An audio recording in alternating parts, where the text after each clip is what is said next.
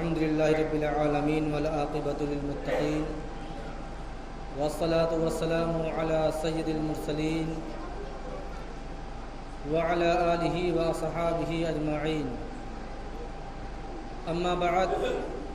فاعوذ باللہ من الشیطان الرجیم بسم اللہ الرحمن الرحیم وذکرہم بایام اللہ صدق اللہ مولانا العظیم وبلغنا رسولہ النبی الامین المکین الکریم ونحن علی ذلک لمن الشاہدین والشاکرین والحمد للہ رب العالمین۔ محترم سامعین، آئیے کچھ عرض و معروض سے قبل آقائے نامدار مدینے کے تاجدار جناب روح فدا محمد عربی صلی اللہ تعالی علیہ وسلم کی بارگاہ بے کس پناہ میں درود و سلام کی ڈالی نشاور کریں اور پڑھیں بآواز بلند اللہم صلی علی سیدنا شفیعنا حبیبنا کریمنا مولانا محمد وبارک وسلم صلاۃ و سلام علیک یا رسول اللہ صلی اللہ تعالی علیہ وسلم۔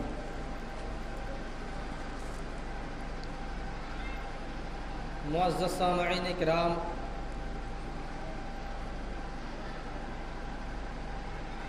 یہ ماہ مبارک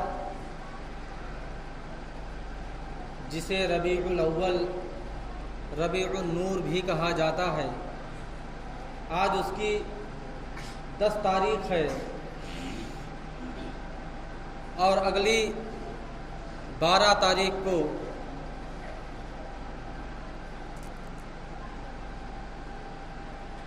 ولادت نبی آخر الزماں اور جشن عید میلاد النبی کا دن ہے۔ معزز سامعین، حضور تاجدار مدینہ صلی اللہ تعالی علیہ وسلم کے اس خاک دانے گیتی پر تشریف لانے سے پہلے جو نوعیت تھی، جو حالات تھے، جو لوگوں کے کردار تھے، وہ بیان سے باہر ہیں، کیونکہ اللہ تبارک و تعالیٰ نے اپنے محبوب کو جس دھرتی پر اور جس زمین پر اور جس ملک میں مبعوث فرمایا، آپ کی ولادت ہوئی، وہ عرب کی سرزمین کہلاتا ہے۔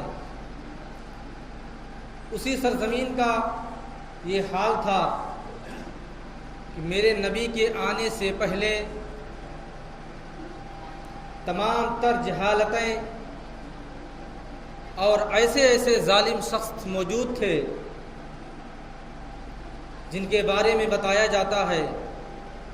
کہ ایسے بدبخت اور ظالم تھے کہ خود ہی اپنے نطفے سے پیدا کی ہوئی بچی کو، اپنی ہی بیوی کے کوکھ سے پیدا ہوئی بچی کو زندہ زمین میں درگور کر دیا کرتے تھے۔ یعنی اس وقت کے حالات اتنے بدترین تھے اور اتنے بگڑے ہوئے تھے کہ لوگ اپنی ہی اولاد کو، اپنی ہی بچی کو زندہ قبر میں اتار کر کے اس کے اوپر مٹی ڈال دیا کرتے تھے۔ ایسے ایسے ظالمانہ ماحول تھا جب میرے نبی حضور تاجدار مدینہ صلی اللہ تعالی علیہ وسلم تشریف لائے،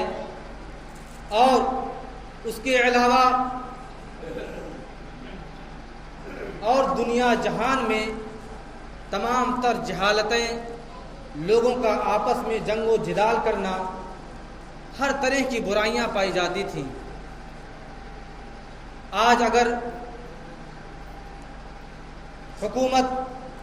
چاہے ہندوستان کی حکومت ہو یا دنیا کے کسی ملک کی حکومت، اگر اپنے کسی مجرم کو سزا دینا چاہتی ہے تب بھی اتنا بڑا سزا نہیں دیتی کہ کسی مجرم کو زندہ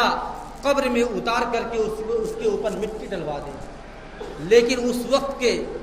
کتنے بڑے ظالم اور پتھر دل انسان تھے کہ خود ہی اپنے بچی کو جو ان کے نطفے سے پیدا ہوئی تھی اسی بچے کو زندہ زمین میں گاڑ کر کے اس کے اوپر مٹی ڈال دیا کرتے تھے۔ لیکن جب نبی آخر الزماں دونوں عالم کے غم گسار حضور تاجدار مدینہ صلی اللہ تعالی علیہ وسلم تمام جہانوں کے لیے رحمت بن کر آئے تو یقیناً وہ تمام ظلم و بربریت جو عرب کی سرزمین پر پائی جاتی تھی اور دیگر ممالک میں بھی طرح طرح کے ظلم پائے جاتے تھے، اللہ تبارک و تعالیٰ کے فضل و کرم سے میرے نبی کے آمد کے وسیلے سے ان کے آمد کی خوشی میں تمام چیزیں ختم ہو جاتی ہیں اور یہ تمام جہالتیں اور ظلم و بربریت بھی ختم ہو جاتی ہے۔ میں نے جس آیت مقدسہ کی تلاوت کا شرف حاصل کیا، اللہ رب العزت اس میں ارشاد فرماتا ہے وَذَكِّرْهُمْ بِأَيَّامِ اللَّهِ، یعنی اے محبوب ان سے کہہ دو کہ اللہ کے دنوں کو یاد کریں۔ اے محبوب ان سے آپ فرما دیجئے کہ اللہ کے دنوں کو یاد کریں۔ اب اللہ تبارک و تعالیٰ اپنے محبوب سے کن کن دنوں کو یاد کرانے کی بات کر رہا ہے، میں آپ کے سامنے مختصر سی گفتگو کروں گا۔ سب سے پہلے یہ کہ اللہ تبارک و تعالیٰ کے نزدیک، ہمارے یہاں فقہا کے نزدیک، مفسرین کرام کا جو بیان ہے وہ تمام دنوں میں جو سب سے مہان دن ہے، جو سب سے بڑا دن ہے، یوم عاشورہ کا دن مانا جاتا ہے۔ جمعہ تو سید الایام ہے، لیکن جو سب سے بڑا مہان، سب سے بڑا نرالا، سب سے جگت میں سب سے بڑا مرتبہ رکھنے والا جو دن ہے وہ دن یوم عاشورہ کا ہے۔ کیوں؟ وہ بھی وجہ سن لیجیے۔ یوم عاشورہ کا دن اتنا مبارک اور متبرک کیوں ہے؟ اس وجہ سے ہے کہ اللہ تبارک و تعالیٰ نے جب اس خاک دانے گیتی کو وجود میں بخشنا چاہا تو اسی تاریخ کا انتخاب کیا۔ یوم عاشورہ جسے 10 محرم الحرام کہا جاتا ہے، اسی دن کو اللہ تبارک و تعالیٰ نے منتخب فرمایا، اور یہ دنیا بھی جب فانی ہوگی، جب فنا کر دی جائے گی، وہ بھی دن یوم عاشورہ ہی کا دن ہوگا۔ اسی وجہ سے اتنا مہان دن مانا جاتا ہے۔ بس اتنے ہی پر ختم نہیں، بلکہ اللہ تبارک و تعالیٰ نے اپنے انبیاء کے تھوڑی سی غلطیوں کو تمام سالوں میں جو ان کی توبوں کو قبول نہیں فرمایا، اگر قبول فرمایا بھی تو یوم عاشورہ ہی کے دن۔ یہی نہیں بلکہ اللہ تبارک و تعالیٰ نے اپنے اکثر انبیاء کرام کی یادگاروں کو اسی یوم عاشورہ کا دن رکھا ہے۔ مثلا حضرت یوسف علیہ نبی علیہ الصلوۃ والتسلیم کو کنویں میں ڈالا گیا، اور جب ان کو کنویں سے نکالا گیا وہ بھی دن یوم عاشورہ کا دن تھا۔ اس کے علاوہ حضرت یونس علیہ نبی علیہ الصلوۃ والتسلیم جو کافی دنوں تک مچھلی کے پیٹ میں تھے، اور جس مچھلی کے پیٹ میں تھے وہ بھی مچھلی دوسری مچھلی کے پیٹ میں تھی، آپ لا الہ الا انت سبحانک انی کنت من الظالمین کا ورد برابر لگاتار کرتے جا رہے تھے، لیکن جب اللہ تبارک و تعالیٰ نے حضرت یونس علیہ الصلوۃ والتسلیم کو مچھلی کے پیٹ سے نجات دلائی تو وہ بھی دن یوم عاشورہ ہی کا دن تھا۔ اگر ایسے ایک لوگوں کا بیان کرتے جاؤں گا تو دن ختم ہو جائے گا، لیکن اللہ تبارک و تعالیٰ اپنے محبوب سے اور اپنے بندوں کی طرف جن دنوں کو یاد کرانے کی بات کر رہا ہے وہ دن کے ایام ختم نہیں ہوں گے، لیکن پھر بھی اتنا مہان دن تھا۔ لیکن جب اپنے نبی کو بھیجنا ہوا، توجہ، جب اپنے نبی کو بھیجنا ہوا تو اللہ تبارک و تعالیٰ نے اس دن کو منتخب نہ فرمایا، اس دن کا انتخاب نہیں کیا۔ کیوں؟ اس کی بھی وجہ ہے۔ اللہ تبارک و تعالیٰ نے جب اپنے محبوب کو دنیا میں بھیجنا چاہا تو اس وقت مہان دنوں میں سب سے مہان دن یوم عاشورہ تھا، اور ہفتوں میں سید الایام جسے کہا جاتا ہے، جمعہ کا دن جسے کہا جاتا ہے، اس کا بھی منتخب اللہ تبارک و تعالیٰ نے نہیں کیا۔ اور یہی نہیں بلکہ خاندان میں جو سب سے بڑا اور معزز خاندان مانا جاتا ہے، وہ معزز خاندان بنی اسرائیل کا خاندان مانا جاتا ہے۔ بنی اسرائیل کا کیوں؟ اس وجہ سے کہ اس بنی اسرائیل کی خاندان میں نبیوں کی بہت بڑی جماعت پیدا کی گئی ہے۔ نبیوں کی بہت بڑی جماعت اس بنی اسرائیل خاندان میں مبعوث کی گئی ہے۔ اللہ تبارک و تعالیٰ نے اپنے اکثر انبیاء کرام کی پیدائش اسی خاندان میں پیدا فرمایا ہے۔ حضرت یعقوب علیہ نبینا علیہ الصلوۃ والتسلیم سے لے کر کے حضرت عیسیٰ علیہ نبینا علیہ الصلوۃ والتسلیم تک جتنے انبیاء کرام آئے، تمام انبیاء کرام اسی بنی اسرائیل میں پیدا کیے گئے۔ اس کے بعد نمبر تھا میرے نبی کا، لیکن میرے نبی کو اللہ تبارک و تعالیٰ نے اس خاندان میں پیدا نہیں فرمایا۔ پھر جگہ اور ملک کی بات کی جائے تو اللہ تبارک و تعالیٰ کہ آج سے 1400 سال پہلے جو سب سے مبارک متبرک سر سبز و ساداب اور ٹھنڈی ہوائیں، اچھی ہواؤں والی جو سرزمین مانی جاتی تھی، جہاں پر بیت المقدس ہے، جسے فلسطین کہا جاتا ہے۔ اس وقت کی بات نہیں کر رہا ہوں، اس وقت تو بہت اور بھی غیر ممالک ہیں جہاں پر اچھی اچھی جگہیں ہیں، لیکن اس وقت 1400 سال پہلے جہاں ٹیکنالوجی کا زمانہ نہیں تھا، بلکہ ساری چیزیں قدرتی تھیں، وہ تمام چیزیں فلسطین کی سرزمین پر پائی جاتی تھیں۔ ٹھنڈی ہوائیں، تمام بیماریوں سے نجات، کوئی بیمار شخص چلا جائے تو صحت و توانائی پا جائے، کوئی کمزور شخص چلا جائے وہاں پر تو صحت یابی پا جائے، موٹا ہو جائے، تندرست ہو جائے، تمام خوبیاں فلسطین کی سرزمین پر موجود تھی۔ لیکن جب اللہ تبارک و تعالیٰ کو اپنے محبوب کو بھیجنا ہوا تو بنجر جیسی سرزمین پر بھیجا۔ مکہ کی جب مثال دی جاتی ہے پہلے زمانے میں، تو جب بنجروں کی لوگ مثال دیتے تھے تو سب سے پہلے مکہ کی سرزمین کو پیش کیا جاتا تھا کہ سب سے زیادہ خاکسار، سب سے زیادہ ریگستان، سب سے زیادہ نخلستان، سب سے زیادہ پہاڑی علاقہ وہی مکہ کی سرزمین ہے۔ لیکن سوچیے، غور کیجئے، اللہ تبارک و تعالیٰ نے کو جب بھیجنا ہوا اپنے محبوب کو تو مکہ جیسی سرزمین پر بھیجا جہاں بنجر کہا جاتا ہے۔ لیکن آئیے اب اس کی وجہ تخلیق بھی بیان کر دیتا ہوں کہ اللہ تبارک و تعالیٰ نے ان تمام چیزوں کو، اچھائیوں کو ان دنوں میں اللہ تبارک و تعالیٰ نے اپنے محبوب کو کیوں نہیں بھیجا؟ کیونکہ اور تمام مہینوں میں سب سے مبارک متبرک مہینہ جو مانا جاتا ہے رمضان المبارک کا مانا جاتا ہے، اس مہینے بھی اللہ تبارک و تعالیٰ نے اپنے محبوب کو نہیں بھیجا۔ لیکن آئیے میں آپ کو بتاتا چلوں کہ اللہ تبارک و تعالیٰ نے سب سے مبارک اور متبرک رمضان المبارک کے مہینے میں اپنے محبوب کو اس وجہ سے نہیں بھیجا کہ لوگ یہ نہ سمجھیں کہ میرے محبوب کو جو شان و شوکت عطا کی جا رہی ہے، جو عزت اور ان کی شان و شوکت ان کے اندر دی جا رہی ہے، ایسا لوگ نہ سمجھیں کہ یہ رمضان المبارک کی وجہ سے ہے۔ اللہ تبارک و تعالیٰ نے سید الایام کو نہیں منتخب کیا اور بلکہ پیر کا دن منتخب کیا، کیونکہ لوگ یہ نہ سمجھیں کہ میرے محبوب کو جو عزت بخشی جا رہی ہے وہ سید الایام کی وجہ سے بخشی جا رہی ہے، بلکہ میرے محبوب کی وجہ سے اس پیر دن کو، جو دن ہے پیر کا، اس کو تمام دنوں میں شرفیابی حاصل ہے۔ اور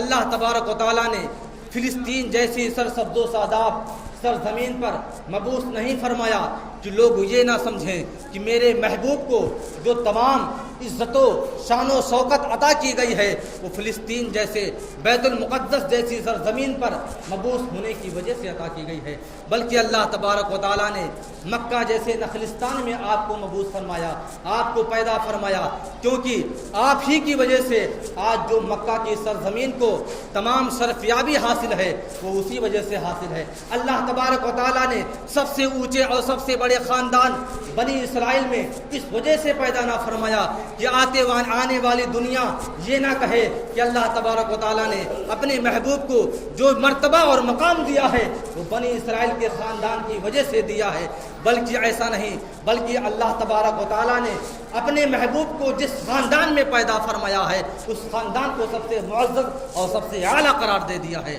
جسے قریش کہا جاتا ہے۔ اور یہی نہیں بلکہ اللہ تبارک و تعالیٰ نے مکہ جیسی سرزمین میں آپ کو مبعوث فرما کر کے یہ ظاہر فرما دیا، جیسے اعلیٰ حضرت فرماتے ہیں، حاجیو آؤ شہنشاہ کا روضہ دیکھو، حاجیو آؤ شہنشاہ کا روضہ دیکھو، کعبہ تو دیکھ چکے کعبے کا کعبہ دیکھو، کیونکہ میرے نبی کو کعبے کا کعبہ کہا گیا ہے، اور اسی وجہ سے کعبہ میرے نبی کے پیدائش کے وقت جھک گیا تھا، میرے نبی کے تعظیم میں کعبہ جھک گیا تھا۔ اور یہی نہیں بلکہ اللہ تبارک و تعالیٰ نے میرے نبی کو ایسے پرفتن دور میں پیدا فرمایا جہاں چاروں طرف جہالت تھی اور چاروں طرف بت پرستی تھی، جہاں لوگ بتوں کی پوجا کیا کرتے تھے۔ سب سے بڑے تعجب کی بات تو یہ ہے کہ اس وقت کے لوگ اتنے بڑے پجاری تھے بتوں کی کہ خود اللہ تبارک و تعالیٰ کے معزز اور مقدس گھر میں خانہ کعبہ میں 360 بت موجود تھے۔ ایسا پرفتن دور تھا کہ لوگوں کے گھروں کے بجائے گھروں میں تو نہ جانے کتنے بت موجود تھے، لیکن خود اللہ تبارک و تعالیٰ کے اس مقدس اور پاکیزہ گھر میں خانہ کعبہ میں 360 بت موجود تھے۔ اللہ تبارک و تعالیٰ نے ایسے پرفتن دور میں آپ کو مبعوث فرمایا، اور جب آپ کی پیدائش ہوتی ہے تو فوراً تمام جو 360 بت تھے سجدے میں گر جاتے ہیں۔ تعظیم کے لیے میرے نبی کے سارے بت سر نگو ہو جاتے ہیں، اور گبران آتش پرست نے جو کئی ہزار سالوں سے اتنا بڑا آتش کدا جلوایا تھا وہ تمام کی تمام آگ بجھ جاتے ہیں۔ یہی نہیں بلکہ نوشیروان بادشاہ جو اس وقت کا تھا اس کے محل میں زلزلہ آتا ہے اور اس کے محل کے 14 کنگرے سرنگو اور گر جاتے ہیں۔ اللہ تبارک و تعالیٰ نے ایسے پرفتن اور ایسے ظلم و بربریت والے دنوں میں میرے محبوب اور میرے نبی کو بھیجا تھا کہ اللہ تبارک و تعالیٰ اپنے تمام مردوں کو دکھانا چاہتا تھا کہ اے بندو، جو تمام دنوں میں جو تمام خاندانوں میں سب سے معزز ہے وہ میرے نبی کی میرے محبوب کی وجہ سے ہے، اور میرا محبوب جس خاندان میں چلا گیا وہ خاندان سب سے اعلیٰ، جس مہینے میں چلے گئے اس مہینے کی سب سے بڑی فضیلت، جس دن چلے گئے اس دن کی سب سے بڑی فضیلت، اور جس ملک میں چلے گئے اور جس شہر میں چلے گئے وہ شہر تمام شہروں میں سب سے اعلیٰ۔ معزز سامعین کرام، کیونکہ وقت ہو چکا ہے اور ایک بہت ضروری اعلان یہ بھی کرنا ہے، جیسا کہ آپ تمام سامعین جانتے ہیں کہ اکثر جمعہ کو جامع مسجد میں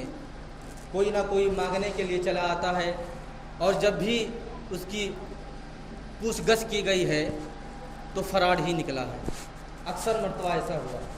اور مسلم شریف کی حدیث میں بھی آیا ہے کہ کوئی شخص کتنا بھی حاجت مند ہو مسجد کے اندر سوال نہیں کر سکتا ہے مانگنے کے لیے، بلکہ سب سے بڑی حدیث تو یہ ہے کہ حضور نبی کریم صلی اللہ علیہ وسلم کے زمانے میں بھی کئی لوگ ایسے آئے، کچھ لوگ تو ایسے آئے جنہوں نے اپنے گمشدہ اونٹ کی تلاش کرنے کے لیے اعلان کیا مسجد میں، اس کے لیے حضور صلی اللہ علیہ وسلم نے فرمایا کہ تیرا اونٹ نہ ملے۔ اور بلکہ حدیث میں یہاں تک آتا ہے کہ اگر کسی شخص کی کوئی بہت ہی قیمتی چیز مسجد کے اندر گر جائے تو کسی سے پوچھ نہیں سکتا ہے، اور کوئی یہ نہیں کہہ سکتا ہے کہ اعلان کر دیا جائے میری یہ چیز مسجد کے اندر غائب ہو گئی ہے اور وہ مل جائے۔ اگر کوئی ایسا کہتا ہے تو میرے نبی کا فرمان ہے کہ اس کے جواب میں آپ یہ فرما دیں کہ تیری چیز جو غائب ہوئی ہے اللہ کرے کہ نہ ملے۔ مسجد میں تلاش کرنے کے لیے اتنی وعیدیں آئی ہیں، اور اب سوچئے جب کوئی چیز گم ہو جائے وہ مانگ نہیں سکتے ہیں تو بھلا کوئی اپنے ذاتی سوال کے لیے کیسے سوال کر سکتا ہے؟ اس وجہ سے ہاں، اگر مدرسے کی بات ہے، مسجد کی بات ہے، اس کے لیے سوال کیا جا سکتا ہے، اس کے لیے کہا جا سکتا ہے کہ آپ دے دیں، کیونکہ وہ نیکی کا کام ہے، وہ اللہ تبارک و تعالیٰ کے حق میں اس کی راہ میں جا رہا ہے، اس کے لیے آپ کہہ سکتے ہیں۔ ہاں، کوئی مسکین کے لیے مسجد میں اعلان کیا جا سکتا ہے۔ اب آپ کو یہ بھی بتا دوں مسکین کسے کہا جا سکتا ہے۔ مسکین کے لیے اعلان کیا جا سکتا ہے، اس کو دینے کے لیے، اس کی مدد کرنے کے لیے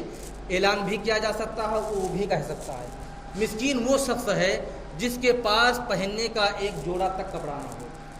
ہے کوئی ایسا شخص جس کے پاس کپڑا نہ ہو؟ مسکین اسے کہا جاتا ہے جس کے پاس ایک جوڑی بھی کپڑا نہ ہو پہننے کے لیے، وہ مسجد میں سوال کر سکتا ہے۔ اور جو کھانا وہ پچھلے وقت میں کھا چکا ہے، مان لیجئے صبح میں اگر ناشتہ کر لیا ہے تو دوپہر میں کھانے کے لیے اس کے پاس نہ تو کھانا ہے، نہ پیسہ ہے، نہ اس کے پاس کوئی جائیداد ہے، نہ کوئی پراپرٹی، کچھ بھی نہیں ہے، وہ سوال کر سکتا ہے۔ ایسا کوئی شخص ہے ہی نہیں اس سمے۔ اگر کوئی شخص کہہ دے باہر کہ میں بھوکا ہوں، تو اتنے سارے لوگ ہیں، بھیا چلو میرے گھر کھا لو، اس کو تو اتنا لوگ کھانا کھلا دیں گے، ویسے کہے گا ارے بھیا مجھے مت کھلاؤ، کتنا کھلاؤ، اتنا کھاؤں، ایسا کوئی ہے نہیں۔ بہرحال بتانے کا مقصد یہ ہے کہ کوئی شخص مسجد میں آ کر کے سوال نہیں کر سکتا، بھیک نہیں مانگ سکتا۔ اگر کسی کو مانگنا ہے، اگر کسی کو کچھ بھی مانگنا ہے، مسجد کے باہر جائے، وہیں پہ مانگ لے، جس کو جو دینا ہوگا دے دے گا۔ ایک بات اور،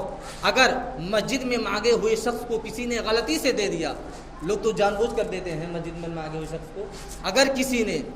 جان بوجھ کر دے دیا تو حدیث شریف میں یہاں آتا ہے کہ اس کے کفارے کے لیے، اگر اس نے 1 روپیہ اس بھکاری کو دیا ہے مسجد میں مانگنے والے شخص کو، تو اس کے کفارے کے لیے اس کو مسجد کے اندر 70 روپے دینے ہوں گے۔ اس کے کفارے کے لیے اس شخص کو 70 روپے دینے ہوں گے تو اس کا کفارہ ادا ہوگا۔ بہرحال اللہ تبارک و تعالیٰ کی بارگاہ میں دعا ہے کہ اللہ تبارک و تعالیٰ ہم تمامی حضرات کو اپنے نبی کے نقش قدم پر چلنے کی توفیق و رفیق عطا فرمائے۔ وآخر دعوانا الحمدللہ رب العالمین۔ السلام علیکم ورحمۃ اللہ وبرکاتہ۔